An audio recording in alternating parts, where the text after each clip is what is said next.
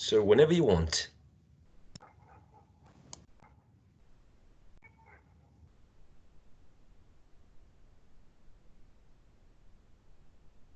Can you see the presentation? Yes. Yes. Yes. Mm-hmm.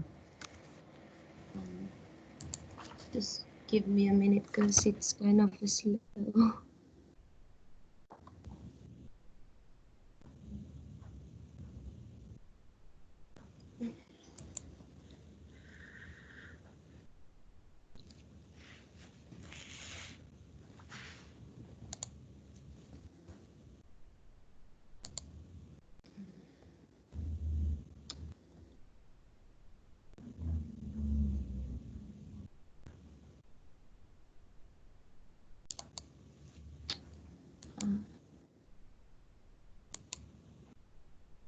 Va a iniciar presentación.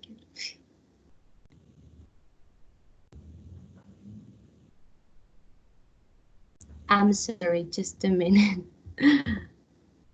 Okay, I think now it's...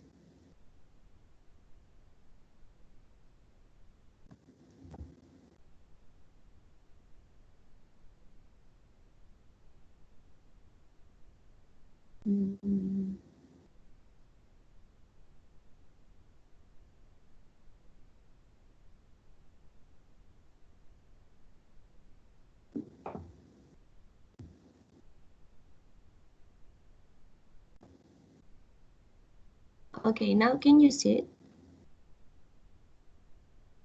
Yes. Good morning, everyone. Today, me and Constanza Pizarro, we're going to talk about the book The Old Man and the Sea by Ernest Hemingway.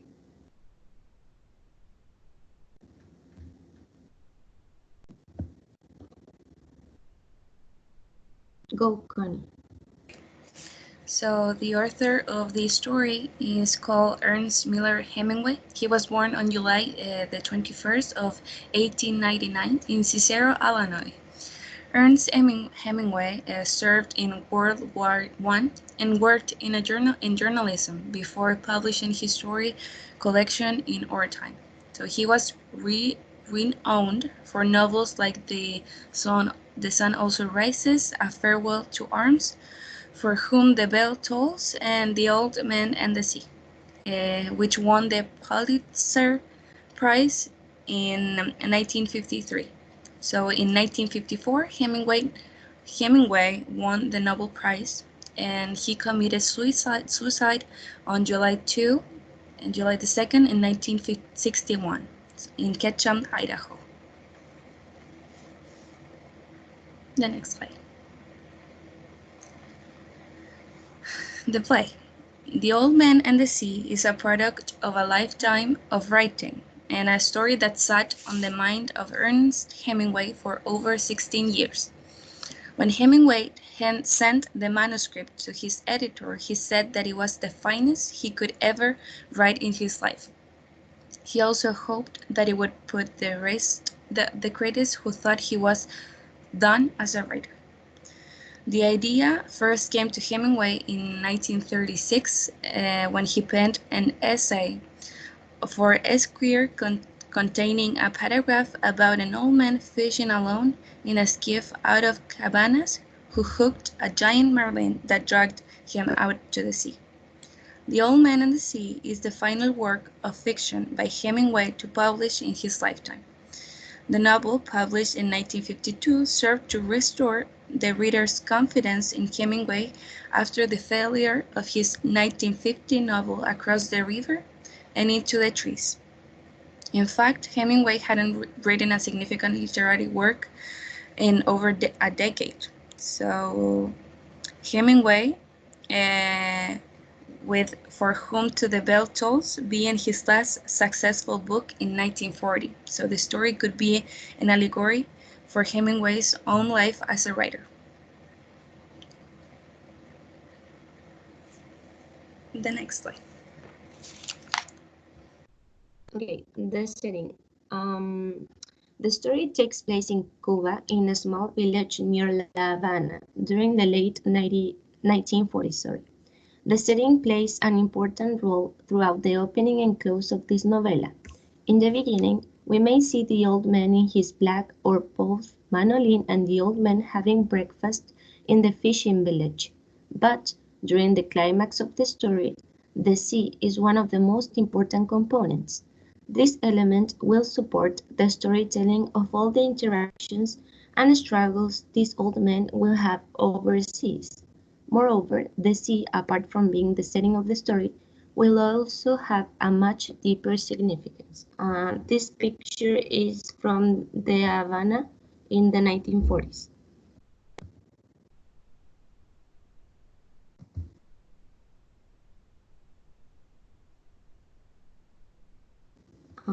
Historical context. As I said before, this takes place in the 1940s, and in the real context of Hemingway, he decides to take some kind of retirement from the World War and from United States and everything that was happening in there. Sorry, and he was kind of with this emptiness, creative emptiness. So he decided to go to live in La Habana in Cuba, actually in a small village, just like in the book. As Constanza said, he won a Pulitzer Prize during this stage of his life, and this is a real picture. In this picture, you may see Captain George Russell, Ernest Hemingway, and an unidentified young Marlin. This is a fun fact. Although Hemingway said the old man Santiago was based on nobody in particular, he most likely used aspects of his fishing guide buddy Gregorio Fuentes when developing the character. Like Santiago, Fuentes was gaunt and thin, had blue eyes, came from the Canary Islands, and had a long battle-scar history as a fisherman. Fuentes was the captain of Hemingway's boat, and the two frequently talked about the novel. And another fact, not to be confused with a swordfish, Atlantic blue marlin are large billfish that live in the temperate and tropical regions of the Atlantic Ocean. They can get up to 14 feet long and weigh 2,000 pounds. Like in the book, a common predator is the white shark.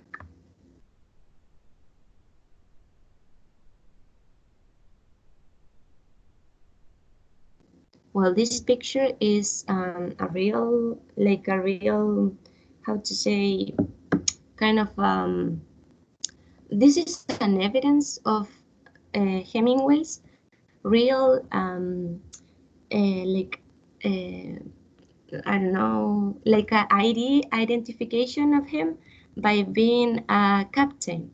Like he really had a boat and a crew, so this is for sure his story in Cuba.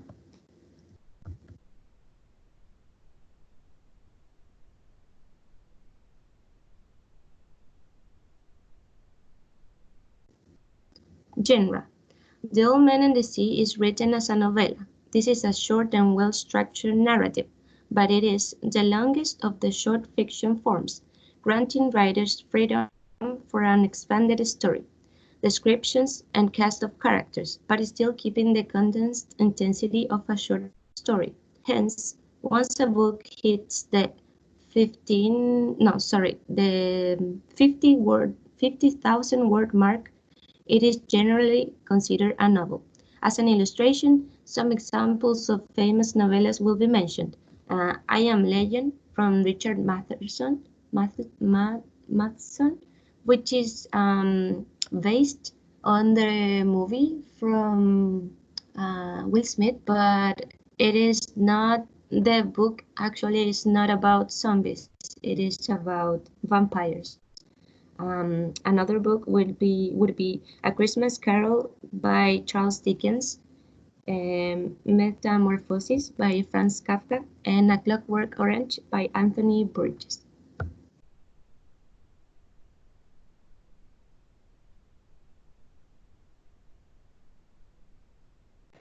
Now, I'm going to give you a brief summary of the plot. So, The Old Man and the Sea tells the story of a battle between an aging, experienced fisherman called Santiago and a large marlin, that giant fish.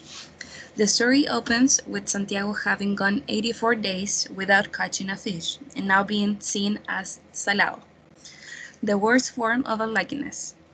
He is so unlucky that his young learner, called Manolin, has been forbidden by his parents to sail with him and has been told instead to fish with another fisherman, a successful man.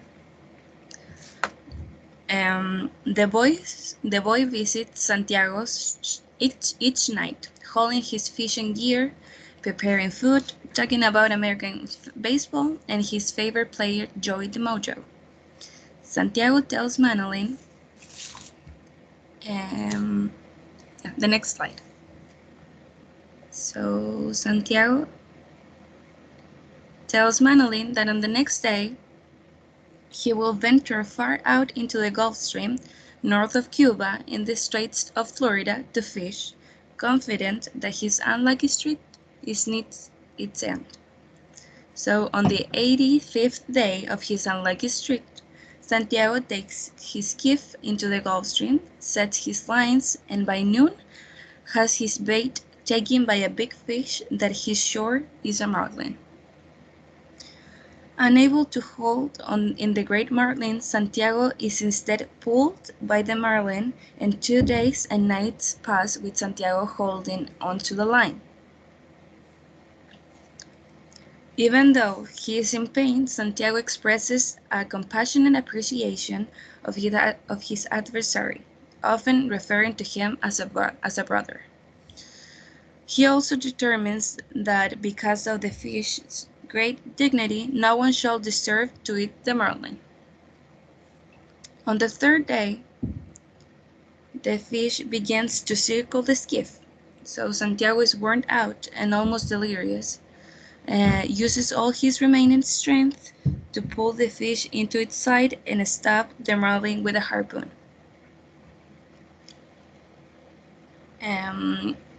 Santiago straps the marlin to the side of his skiff and heads home. Thinking about the high price of the fish will bring it at the market and how many people he will feed. The next slide, please.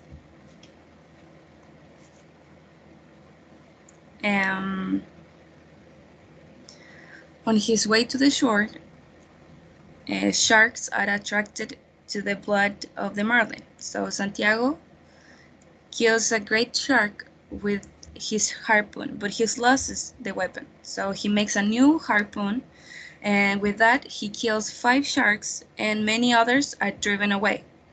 But the sharks keep coming, and by nightfall the sharks have almost devoured the marlin's entire carcass, leaving a skeleton consisting mostly of his backbone, tail, and head.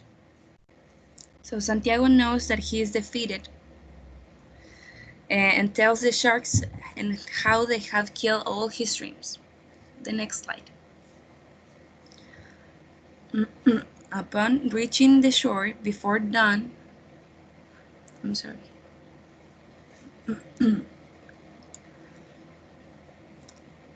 upon reaching the shore before dawn on the next day, Santiago struggles, carrying the heavy mass on his shoulder, leaving the fish head and the bones on the shore. Once home, he slams onto his bed and falls into a deep sleep. So a group of fishermen gather the next day around the boat where the fish's skeleton is still attached. Once the fishermen measure it to be 18 feet from nose to tail. Perico is given the head of the fish, and the other fishermen tell Manolin to tell the old men how sorry they are. Tourists at the nearby cafe mistakenly take it for a shark, so the boy, worried about the old man, cries upon finding himself asleep and at his injured hands. Manolin brings him a newspaper and a coffee. When the old man wakes, they promise to fish together once again. So Upon his return to sleep, Santiago dreams of his youth, of lions on an African beach. That's the summary of the book.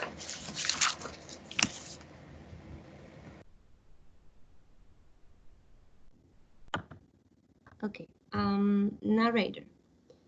In this case, we do not know who the narrator is, and she or he does not form part of the play as a character, as we may have seen in other book reports so far. In addition, this narrator is third-person omniscient. This means you may not have concerns about the author's reliability of the story. I would like to mention this quote from the book, which is going to be explained later, and it says, "But man is not made for defeat," he said. "A man can be destroyed but not defeated."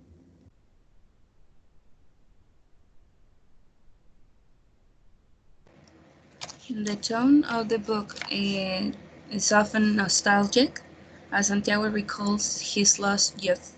So there is also a tone of desperation and heroism of Santiago, who attempts to validate himself by catching one last great fish. So the author clearly feels something for the old man and his struggles.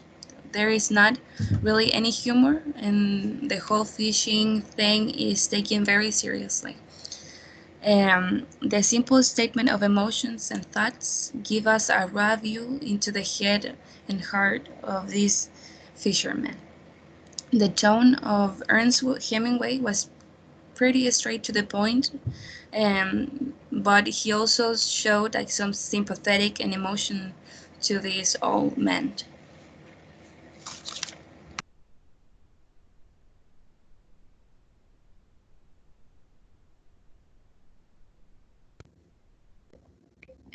Narrator's point of view. As it was mentioned before, the narrator is third-person omniscient.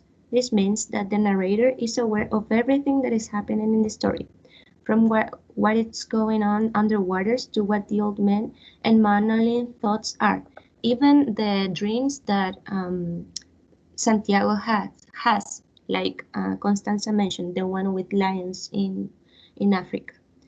Furthermore, focalization is an important cue during the narration of the story. Focalization is when the story's narrative is told through the perspective of one character. Thus, the tale begins with Manolin's relate to the story. However, through the rest and main part of the story, it is focalized in the old man's point of view. As the story is concentrated on this character, it might be useful to reflect on why Hemingway did not choose the use of first-person narrator and therefore having the old man tell us the narrative. Here is an example. It says, "Come on and kill me. I do not care who kills who. Now you are getting confused in the head," he thought. "You must keep your head clear. Keep your head clear and know how to suffer like a man or a fish," he thought. This is an example of the focalization I was telling you about when the narrator says he thought. I mean, this makes you doubt about if this is like the whole thinking of Santiago, because why the narrator is telling like he thought, he dreams, he says, you know.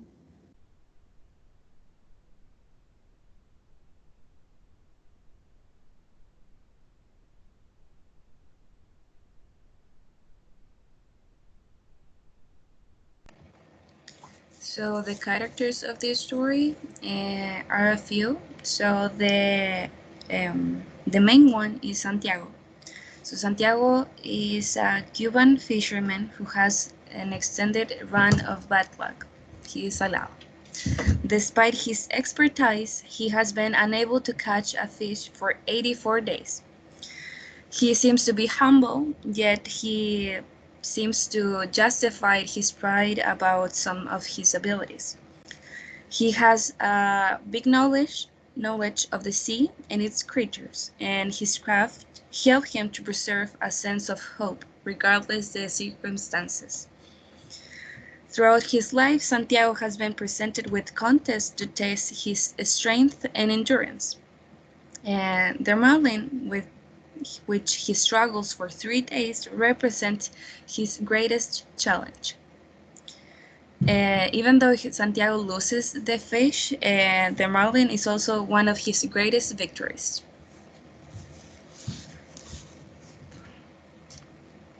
Then we have the Marlin, the fish. So Santiago is the one who catches the Marlin, which we learn at the end of this novella. He measures 18 feet on the first afternoon of his fishing expedition. So because of the Marlin's great size, Santiago is unable to put the fish in. The fishing line serves as a symbol of the fraternal connection that Santiago feels with the fish.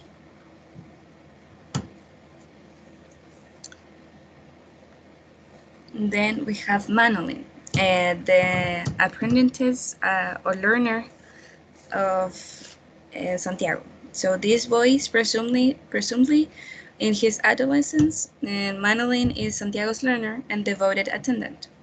The old man first took him out on a boat when he was merely 5 years old. Due to Santiago's bad luck, Manolin's parents have forced the boy to go out on a different fishing boat. So Manolin, however, still cares deeply for the old man, to whom he continues to look as a mentor. His love for Santiago is unmistakable as the two discuss baseball and as the young boy recruits help from the villagers to improve the old man's impoverishment conditions.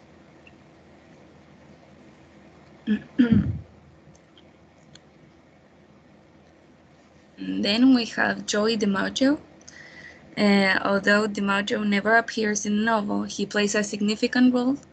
So Santiago worships him as a model of strength and commitment, and his thoughts turn toward DiMaggio whenever he needs to reassure himself of his own strength. Despite a painful bonus power that might have crippled another player, DiMaggio went on to secure triumphant career.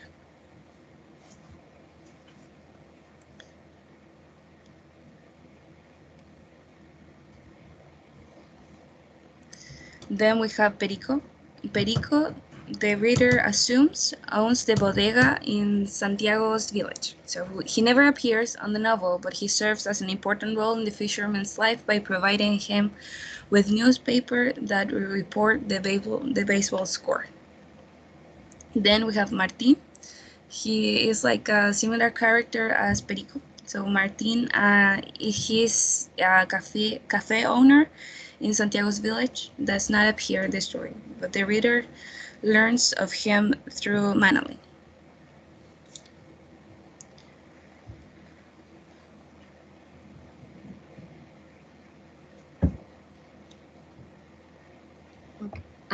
Themes.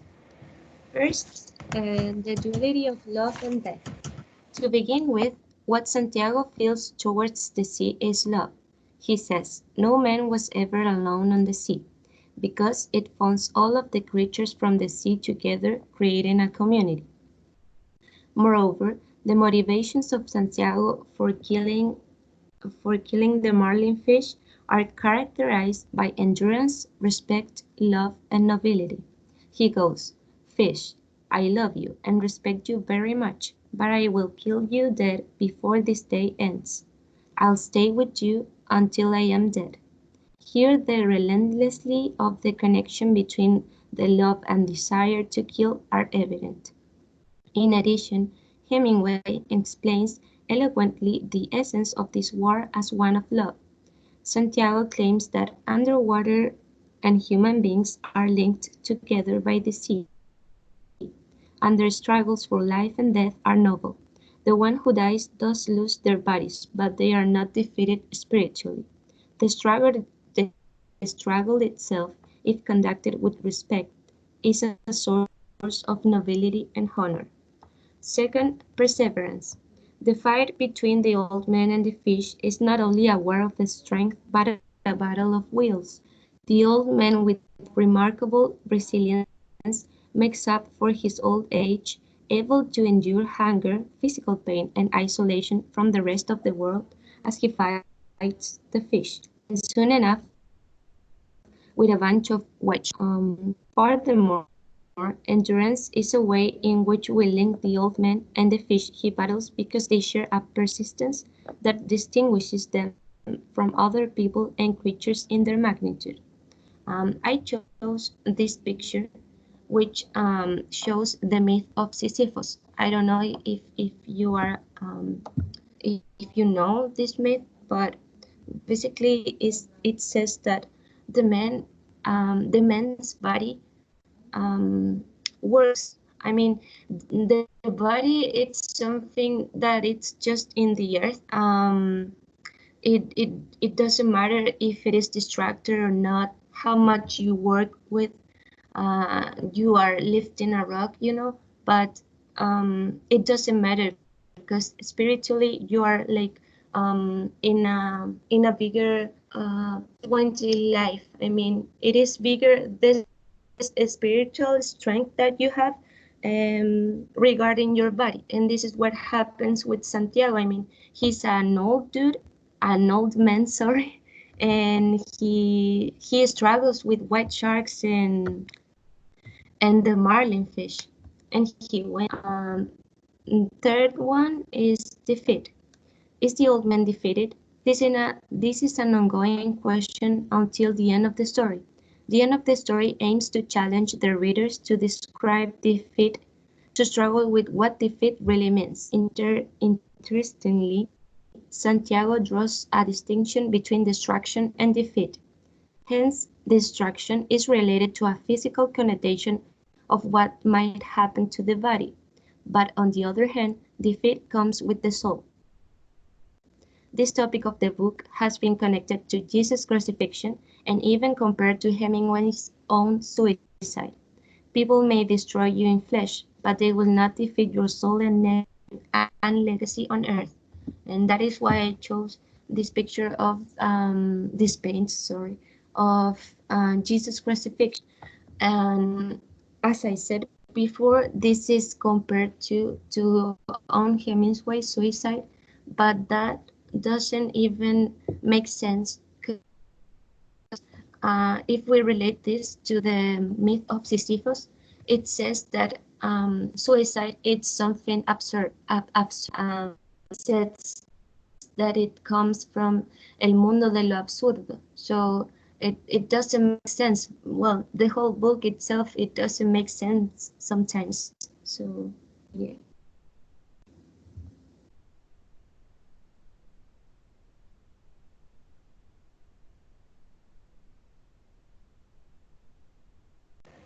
So the symbols. The first symbol found in this book is the Santiago itself. He's an old man who fished alone in a skiff in the Gulf Stream, and he had gone 84 days without taking one fish. So in these first 40 days, a boy had been with him. But after 40 days without a fish, the boy's parents had told him that the old man was now definitely and finally salado. Um, so everything about him was old except his eyes, and in they were the same color as the sea, which were cheerful. From this reason, we concluded that Santiago, the main character of this novel, is a symbol that represents experience, resilience, independence, affection, high self-esteem, tenacity, loneliness, and solicitude. So I think that it's clear that Hemingway wanted to give a message that Santiago has a strong character from the beginning to the end of the story.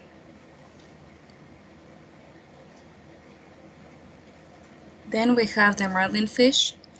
So the marlin fish represents the ultimate opponent, one that brings out the best of Santiago. The marlin is also a symbol of the struggle of life, since Santiago manages to appear him to get his first fish after more than 3 months not catching one. Santiago's heavy and long struggle begins. Bringing the marlin fish home causes complications. Not then, after sparing the fish, Santiago could immediately raise it into the boat. So the extraordinary fish made Santiago have to feel a tremendous pain all over his body. So it refuses to give up his life. So Santiago also represents, the marlin fish is also representing the struggle of life of Santiago.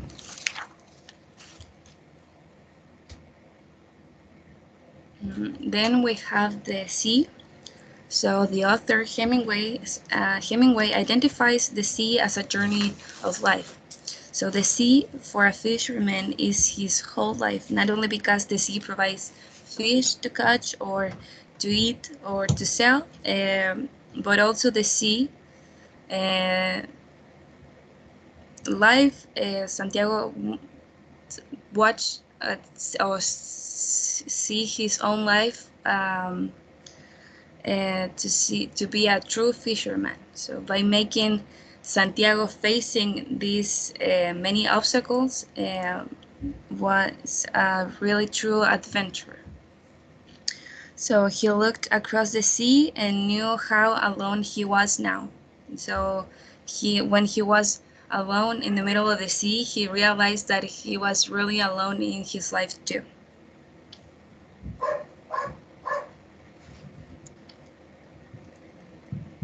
So then we have the sharks. The sharks represent those who would destroy anyone's successes. So for Santiago, the sharks are a reason that can make him become a loser fisherman if he cannot defeat it. So the sharks wanted to take his catch, which is Santiago's evidence as a true fisherman. Santiago did everything in order to protect and defend his fish. So the sharks make Santiago heartbroken into pieces by destroying the marlin after Santiago catches it with all his power. So the sharks represent all the people that try to take you down or not give you the strength you need to accomplish something that you really want. And then we have the skeleton of the fish that symbolizes Santiago as an old fisherman. So the skeleton in Santiago already faced many struggles in their life, so fighting and struggling till their final breath. It symbolizes how life is hard, and even when you try very hard, you cannot fight the law of nature.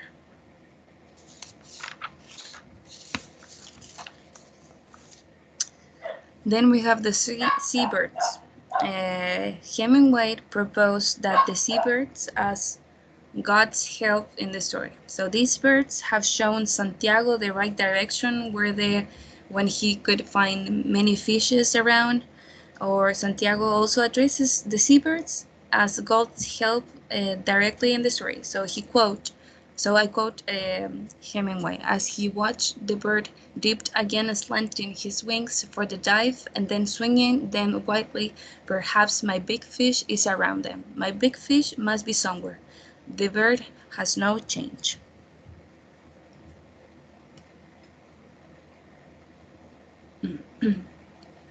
And the last symbol is Joe DiMaggio. So in the story, Santiago has an idol who plays baseball. This sportman, and he is partially handicapped. Hemingway is clear to symbolize Joey DiMaggio as a hope.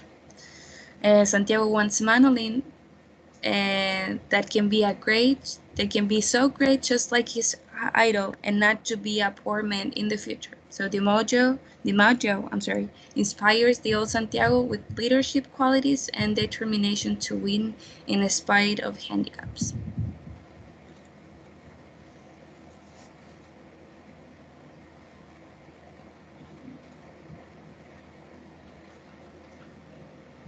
Okay, the literary devices. Some literary devices we found are simile, personification, and imagery. As you may see in simile, it says His shirt had been patched so many times that it was like the sail. Oh, that it was like the sail. So in here, the author is comparing Santiago's shirt with the sail itself, with this part that it's always like you're sewing it and it is broken by the wind. The other one, it says, the clouds over the land now rose like mountains. In personification, he calls the sea la mer, as if the sea was a woman. Sometimes he compares the sea to his dead wife. The other one says a great island of sargasso weed that heaved and swung in the light sea as though the ocean were making love with something under a yellow blanket. And the last one, imagery, says his sword was as long as a baseball bat and tapered like a rapier. So as you may see, baseball, it is a huge deal in this story. Comparison with nowadays topic.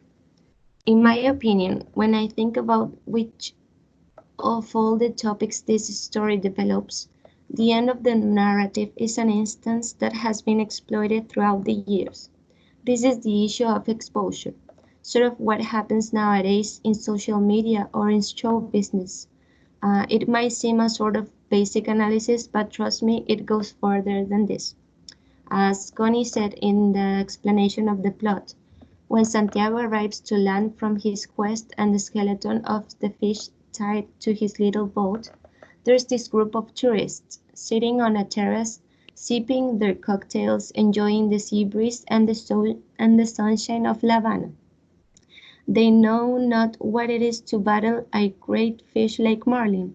They completely ignore Santiago's pain and endurance, because they are focused on making comments of the fish's skeleton by discussing that it looks like one of a shark. Moreover, the fisherman's struggle is a personal one that only he can truly comprehend, and the outsiders, the tourists, remind us that these plights are going on, in one shape or another, all around us. Hence, every suffering belongs to the person itself. That is why the old man and the sea, no one else. During these days, and with all the bad examples show businesses shares on television, people may have forgotten to mind their own business, so as to say. Everyone talks about empathy, but does that really exist? This is only for the tourists. I know there must be people who are critical thinkers and are more careful when it comes to others' own suffering. In addition, this morbid has gone too far. Celebrities are a clear example of this. Sometimes we do not know what is the real price of exposure, and having a bunch of tourists making comments of your own odyssey. And it says in here, uh, abrupt appearances and dismissive comments might get you confused. Um, we would like to show you a video from a motion picture that won an Oscar Prize on 1999 to Best Animated Movie, and it is very beautiful. I don't know if we can show it to you. Ah,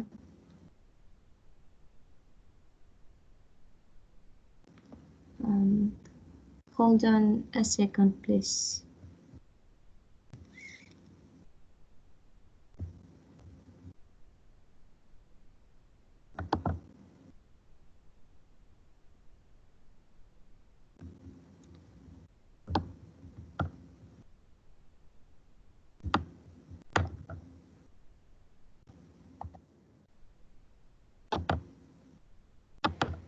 What if I try to share it? Yes, please. I will. I will. Thank you.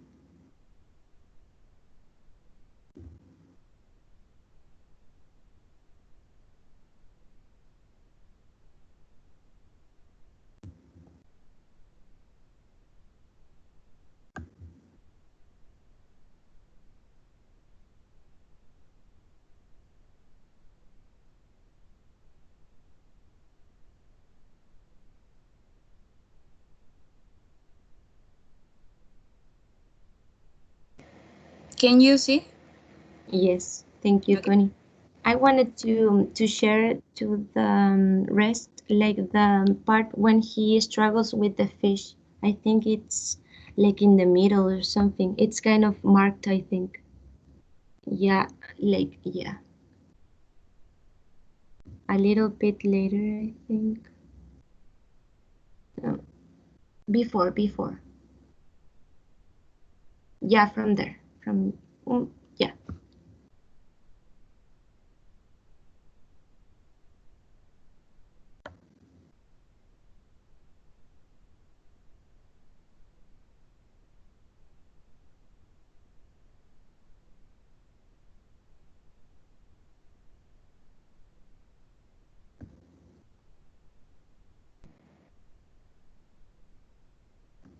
Well, in there you can see what Connie was saying in the plot, like the struggle with the fish, the marlin fish.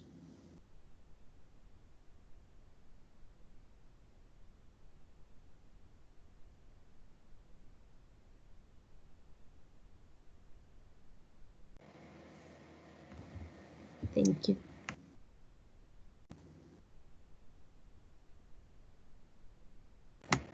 So now we have some questions for you to answer.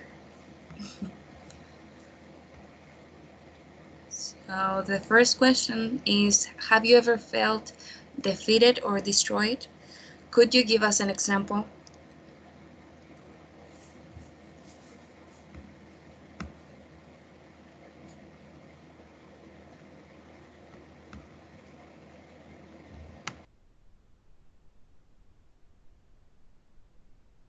It's just from your own perspective, guys. Do not like worry if you have to mention something from the story. Maybe I can answer that Thank you, Martin. if you don't mind. Well, I guess this is related to the expectations that you have in life. Uh, Personally, I've had a lot of frustration, academic frustration, because as you know, this is my third program. So whenever you have your expectations like too high, it's easier to feel defeated or frustrated. So it's all in how you manage your expectations. I agree with you. It is something like from you. It's personal.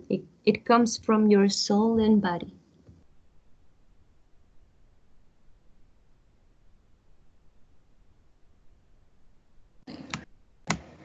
I actually agree with Martin since when we are talking about academic topics or university school, it's really easy to feel frustrated when you're trying your best and something doesn't come as you plan.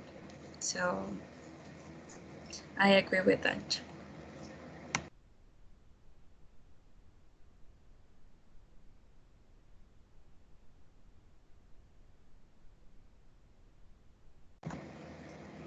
Someone else wants to share their answer?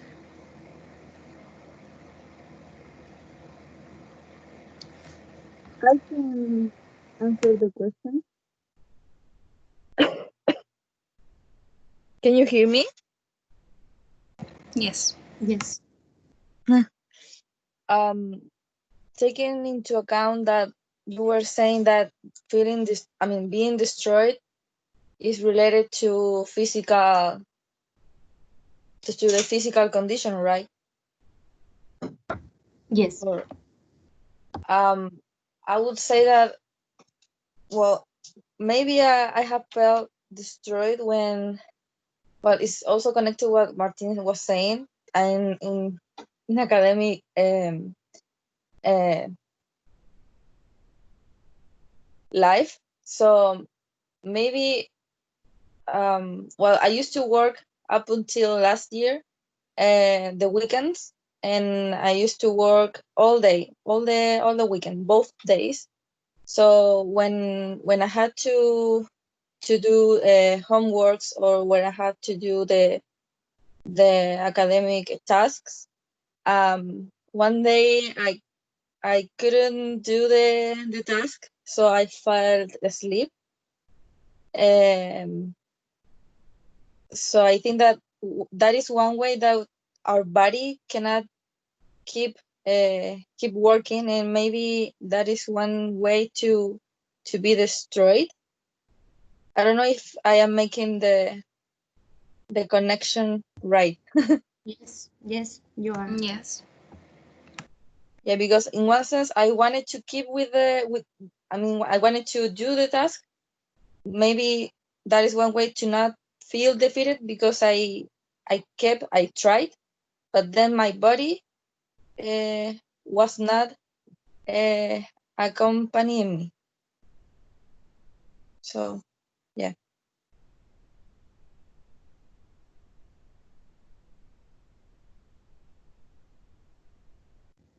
Thank you, Cami. Eileen, sorry.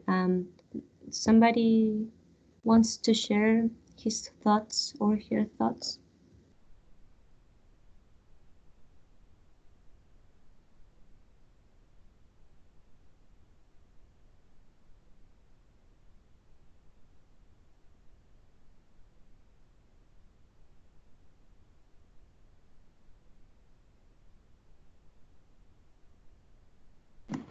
Okay, so maybe we should continue with the next question. What's your impression on Santiago's fight with the marlin fish? Was it real? So, what do you think?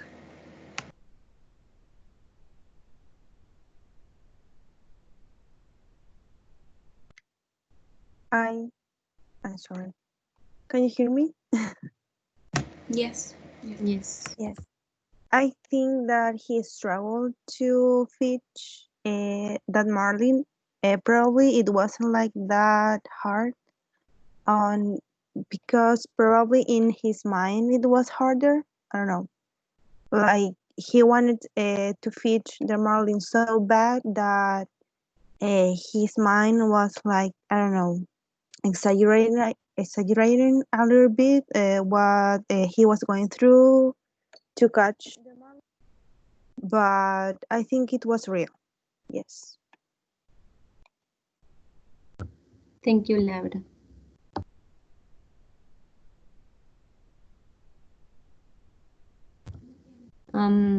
Well, in my opinion, this is kind of controversial, but I think this is not like he fought with a marlin fish, with a huge marlin fish. I think this is kind of a symbolic thing, and he was struggling with himself, with his thought, with what was happening in his life. I mean, Santiago was kind of um, a crazy old man. At the beginning of the story, I remember that this apprentice of him as sort of takes care of him because he imagines things and he doesn't eat that well. He's skinny. He's having a rough time. So I think this fight was something in his mind and with his soul. It's more symbolic. I don't know what you think.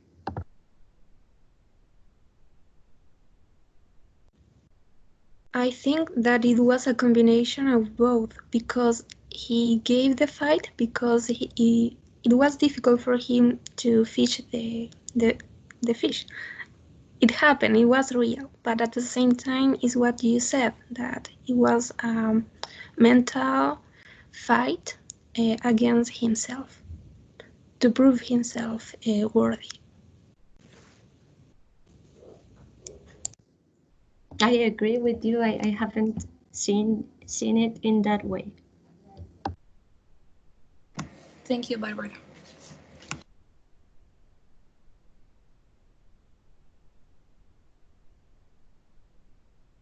And that is one of the main themes of modernism, the conflict between the man and himself. Yes, it is. Sometimes Moby Dick was mentioned in some analysis of this book. They relate uh, with some kind of story. And when I read this book a couple of years ago, actually I didn't like the book because I thought it was a kind of self-help type of book. But of course, that was my first reading. But then I read it again and I loved the book. And because I analyze it in a completely different way. So I recommend this book to all of you. It's very short and it's very symbolic. Very good.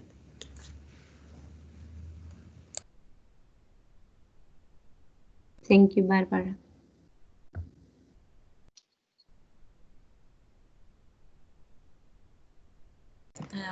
So our last question is for you is what does pride mean?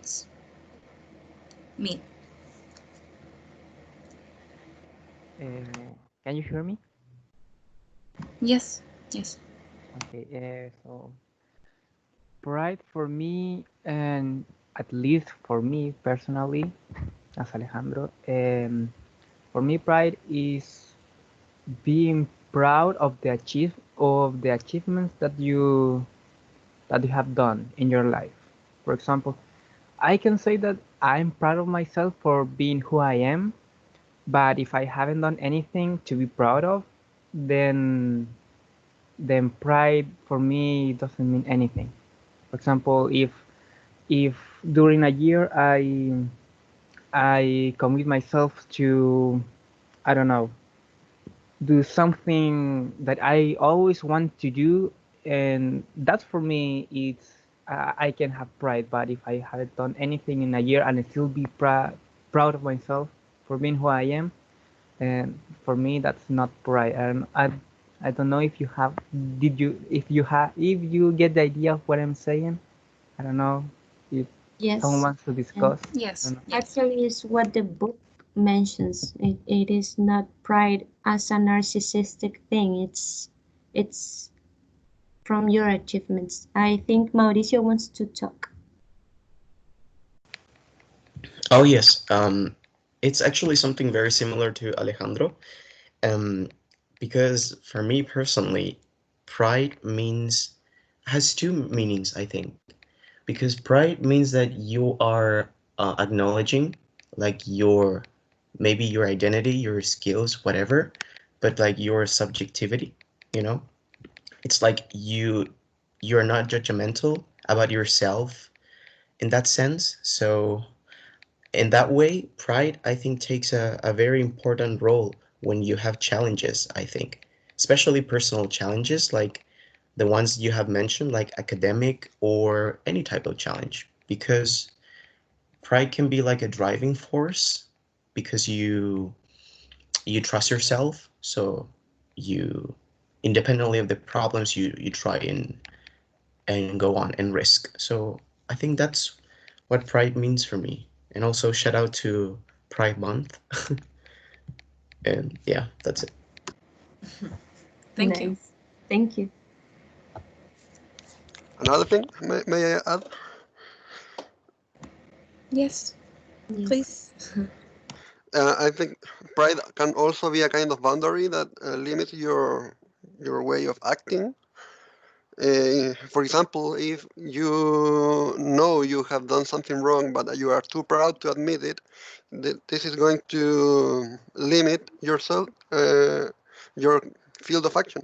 Or, for example, if you know you did something wrong to somebody, and you simply can't ask for forgiveness, for example, or to say you are sorry, that's also an act of pride. Thank you, Martin. I like this aspect of pride too. It's interesting.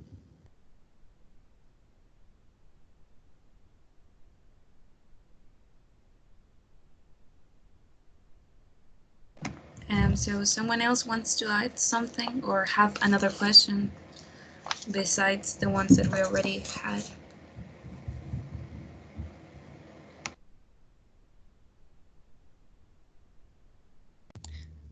I have a question for you. I'd like to know your personal opinion of the book. I mean, did you like the book? Did you hate the book? Would you recommend it?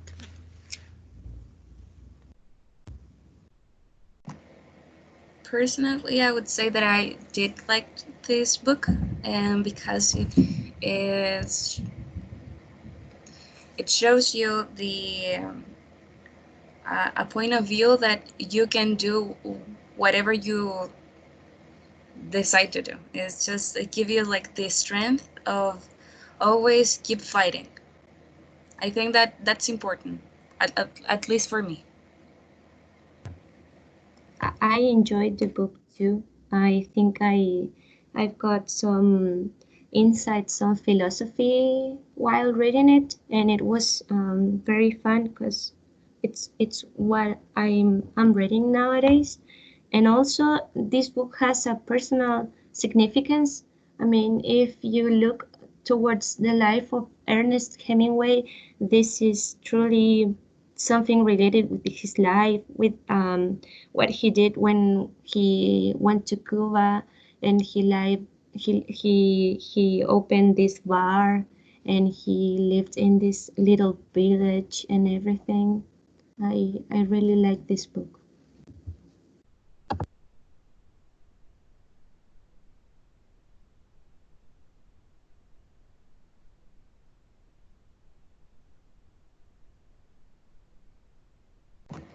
Someone else has a question or want to add something?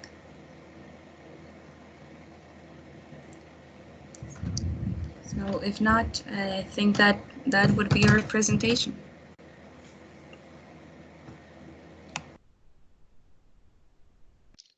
Thank you so much. Can you hear me? Yes. Yes. Yes. Okay. Thank you so much for your presentation. I personally agree with Barbara. The first time I read this book, I did not like it. And it was the second time I read it, long time later, probably 10 years later. I made some connections that were, particularly the part that I did not get the first time. I remember it was why the fisherman considered or respected the marlin as the enemy or as the opponent. This sort of respect for the catch, the respect for a fish. I did not get that the first time. And then, well, it took me a while to realize, as Javiera said, that after you read some passages of Hemingway's life, you see that he was very much into boxing, of prize fighting. He participated in World War I, right? As far as I know, as an ambulance driver. So he was always like in this. He liked to hunt and to fish. So he was into this, always finding an opponent and respecting the opponent's strength and ability to overcome or win the fight. So he valued this duality of being able to contrast his own strength or force or pride with someone else's. So the moment you understand this competence or this fight as fair, I guess you might understand his perception of, I think he was also a bullfighting fan, a prize fighting fan. He was really into sports. So you need to understand this sense of competition, right? A fair competition that was in his life. And I do agree with Javiera in the sense that after you read a bit of his biography, some pieces make sense. And also when you realize the moment of his writing career and you connect it with the story itself, with the Old Man and the Sea, it makes sense that, the sharks can be seen as the critics, the one who were destroying his writing career. Yes. And this is as his last chance or opportunity to to make it in life. Mhm. So Actually, it's his career was kind of was bad. People was criticizing him that his work was not that good, and he throw to the society this book, and then he kills himself. I mean, wow. yeah. So good questions, good presentation. To be proud, right? Double, as Mauricio was saying, it has more than one layer. It could be negative or positive. It could be a driving force, as he mentioned, and you can be proud if you gave all what you had, even if you did not succeed, even if you did not take the marlin to the shore as the big prize, but you tried as hard as you could, and you could be proud of your achievement as trying or giving the best of you, not giving up at the very beginning or with the first difficulty, right? So that's also a sense that I get in this book, that he is proud. He's proud of trying, giving up everything at this time of his life when he was aging, right? And he wasn't so strong. I posted some questions. We're not having, I'm sorry about this, but we don't have much time to work on this. Javiera, Constanza, could you record your answer to these questions? Choose one. I'm sorry, but the second one is what, not war. Okay. Could you elaborate on why this could be an allegory to Hemingway's life, or what did you mention Joe DiMaggio again? Because it's quite important in American culture. Yes. Also, Martin mentioned something connected with the modernist elements that are part of these stories, and he mentioned one key element, right? Which other modernist elements are part of this narration? You could also refer to Hemingway's writing style, or why all these religious themes and symbols in the story. What do you think is this? Because not every modernist writer is using religious symbols or themes.